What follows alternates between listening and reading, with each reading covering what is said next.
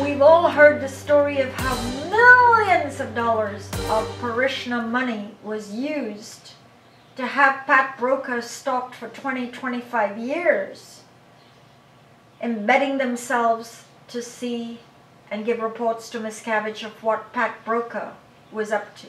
Pat Broca, who was with Hubbard till he died.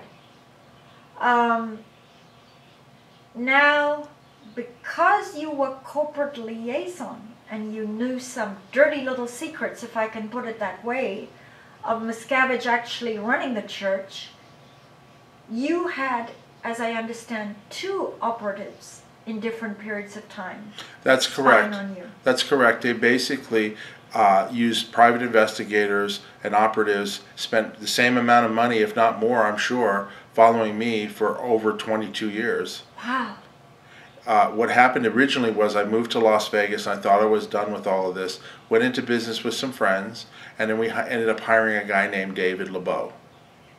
David LeBeau is currently being, I think he's an interested party in Monique Mosey Rathburn lawsuit. He's a in defendant. Texas. He's a defendant in that lawsuit. And he is a notorious David Miscavige operative. That's correct. He was actually, that was the first time that they actually used him, was in Las Vegas with us. He basically embedded himself into our lives. We hired him at the company as an employee. He moved into the same apartment complex. We played racquetball with him. I ended up having him do my taxes the first 2 years that I was there. He knew everything about me and my friends, and every bit of it was being reported to David Miscavige.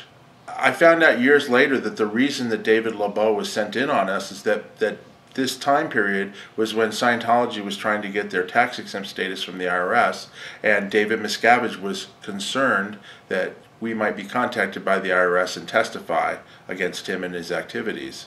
So that's one of the reasons why they sent this guy in there, to find out what we were doing.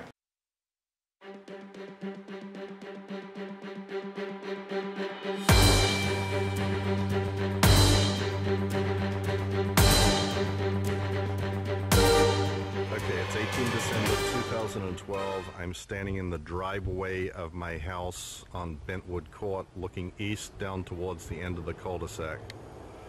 I'm going to zoom in here because you can see down the end where I'm going to head to is a pole with what appears to be a birdhouse on the top of it. We're going to go down and investigate what's actually in that birdhouse. Okay, so here we are at the birdhouse, and I've just come here and opened up the roof.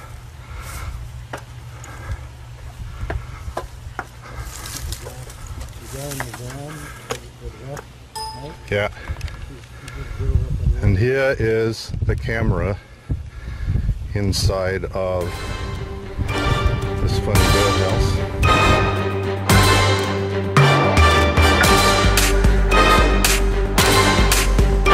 The wife of a former leader in the Church of Scientology filed a lawsuit charging the church spied on her and her husband.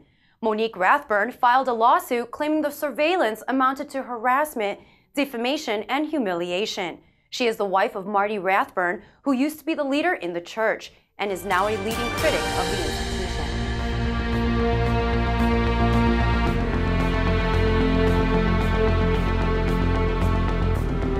Photographers on the set of her latest film, Miss Meadows, in Ohio, were approached by a guard on Monday, who probed them on whether they were part of the Church of Scientology. The guard allegedly said Katie's security team had been told to keep our eyes open for anything suspicious and to report it.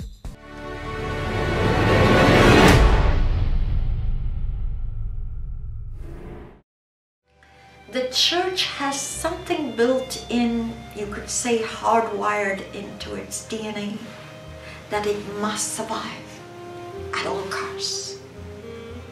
And at all costs means Hey! Trespassing, you're under arrest for trespassing. No. Do criminal acts, break the law, destroy your enemy, as long as the church survives.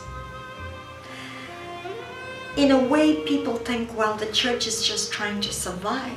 But I believe, sincerely, the main action of the church is to destroy, not survive. It destroys everything in its wake.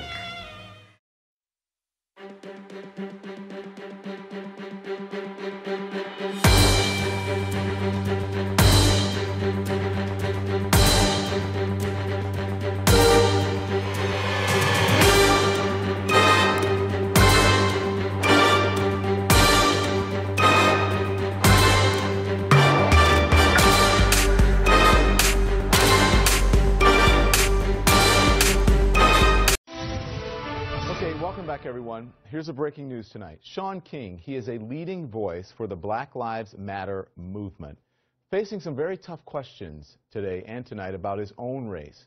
A family member tells CNN that both King's parents are white.